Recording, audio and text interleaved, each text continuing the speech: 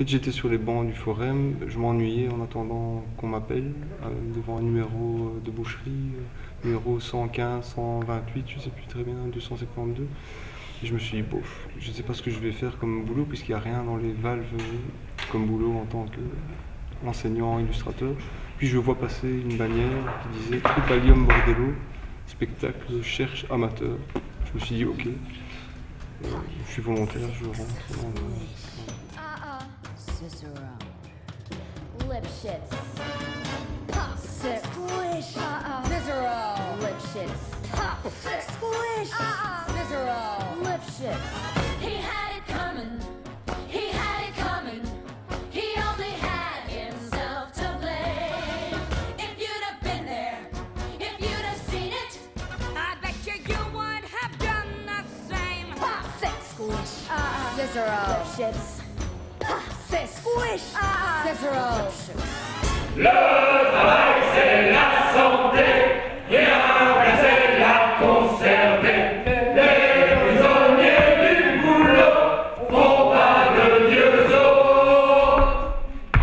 Bonsoir, mesdemoiselles, bonsoir, messieurs, bonsoir, mesdames. Bienvenue ce soir pour un spectacle sur, vous l'avez compris, le travail. Penser le travail, le futur du travail, le travail dans la société, etc.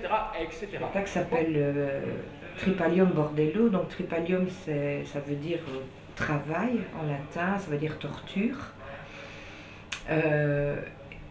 Bordello, ça dit bien ce que ça veut dire, c'est un bordel. Donc c'est aussi, quelqu'un m'a dit l'autre jour que c'était le bordel de la catastrophe.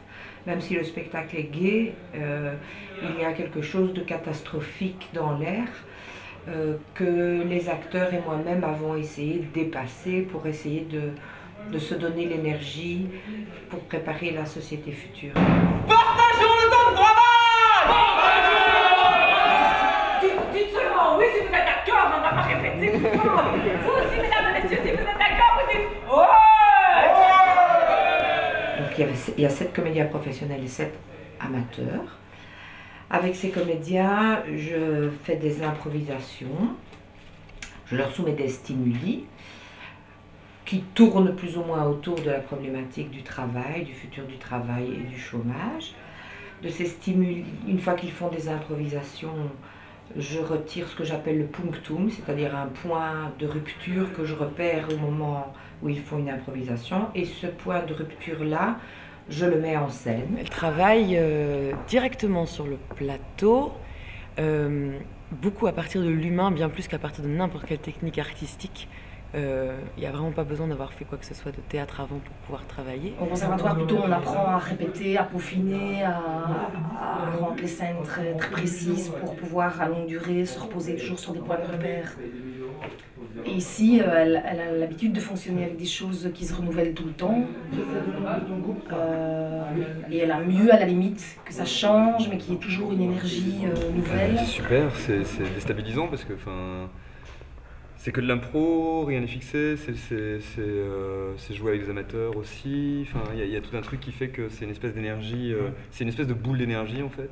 Et il y a aussi le fait qu'elle a l'habitude de travailler avec des gens qui n'ont pas forcément d'expérience théâtrale et donc elle suce la moelle que chacun a en soi d'humanité, qu'il y a moyen de révéler théâtralement. Et c'est ça qui, moi je trouve, qui transpire dans son travail. Et que nous, en tant que comédiens, on a l'habitude de se cacher beaucoup. Et c'est vrai que les non-professionnels, ils sont éblouissants, quoi. Nous sommes en paix les uns avec les autres, tels de petits anges. À nouveau, on peut voir le jour pur et beau. On peut même voler, tellement nous sommes légers, heureux, épanouis. C'est très enrichissant, très humain. Je veux dire, il y a des comédiens professionnels, des non professionnels, et elle met tout le monde au même niveau, il n'y a pas de différence. Je veux dire, on n'est pas complexé, on n'a pas peur, tout le monde est très à l'aise, on a envie de s'exprimer. Le principe même de mon travail est de rassembler ou de décloisonner, de rassembler des gens qui normalement ne se fréquentent pas ou peu. Et donc tout le principe du travail qui est au-delà du principe théâtral est fait du fait de rassembler les gens de décloisonner, de faire ensemble, de faire en sorte qu'il y ait un groupe qui naisse et un projet commun. C'est une bonne équipe, on ne fait qu'un, puisqu'on a chacun un but, c'est que ça marche.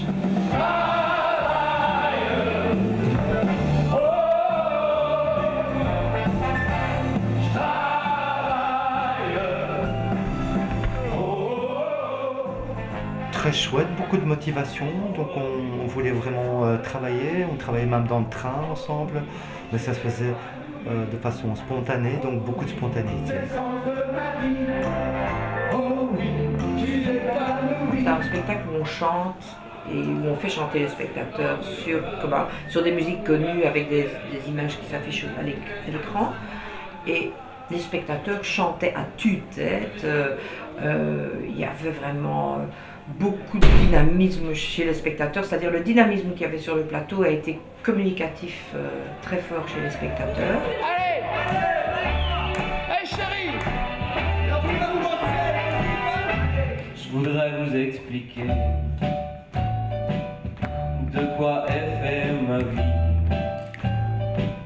Je voudrais vous dire que je bosse beaucoup, c'est pas tout à fait vrai. Et je cherche beaucoup, oui ça c'est sûr, et un peu partout. Le dernier boulot, c'était animateur. Le problème, c'est que c'était juste pour un tournoi de cricket. Ouais. Bref, j'accepte tout. Je peux distribuer des flyers, faire un peu de tout. J'accepte tout. Certains disent, ah oui, tu veux pas travailler ou t'es fainéante, mais non.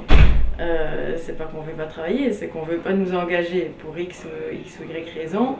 Mais bon, c'est pas parce qu'on est fainéant, on en prie, la conjoncture est comme ça, et on n'est pas les seuls. Mais ceux qui ne vivent pas ce qu'on vit ne peuvent pas comprendre, quoi, parce que pour eux, la vie est facile. Bon, ils réussissent leur vie de famille, ils réussissent leur vie professionnelle, donc tout roule. Et donc forcément, ils savent pas ce que c'est que d'y galérer, d'aller distribuer des CV et de s'entendre dire « Ah mais non, j'ai pas l'intention d'engager maintenant ».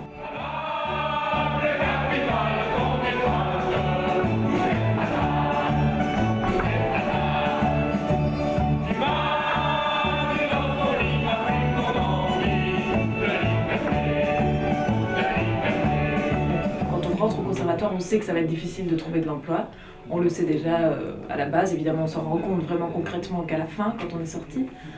Pour moi, ce qui a changé, c'est vraiment plutôt mon rapport au théâtre. Justement, de se dire, moi j'ai fait des études pour être pédagogue, et de me dire que voilà, c'est possible de faire du théâtre avec tout le monde, même parfois avec des gens qui n'y ont pas vraiment pensé, quoi, qui ont une motivation certaine, mais qui viennent de milieux sociaux défavorisés, ou qui ne parlent pas la langue, ou de me dire que c'est possible de faire du théâtre avec vraiment tout le monde, quoi. Alors Mamana, aimes-tu travailler pour te faire plaisir? Oui! Oui! Mamana, aimes-tu le plaisir gratuit? Oui! Oui! Mamana, aimes-tu travailler gratuitement pour te faire plaisir? Oui! Oui!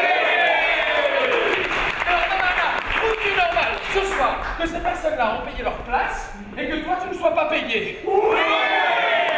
Trouves-tu normal que les deux messieurs là-bas qui ne font rien qu'appuyer sur un bouton sont payés et vous J'ai des petits-enfants qui sont dans la même situation. Alors là, je viens pour apprendre pour eux aussi, pour les comprendre mieux, pour comprendre mieux l'époque. L'époque qui est celle-ci, c'est trop tard, c'est l'époque qu'on attend. Celle-ci, c'est déjà fini. Or, dans les années qui sont écoulées, c'est une vitesse extraordinaire, prof. Une accélération prodigieuse en quelques années. Alors, je viens apprendre ici ce qui se passe aujourd'hui.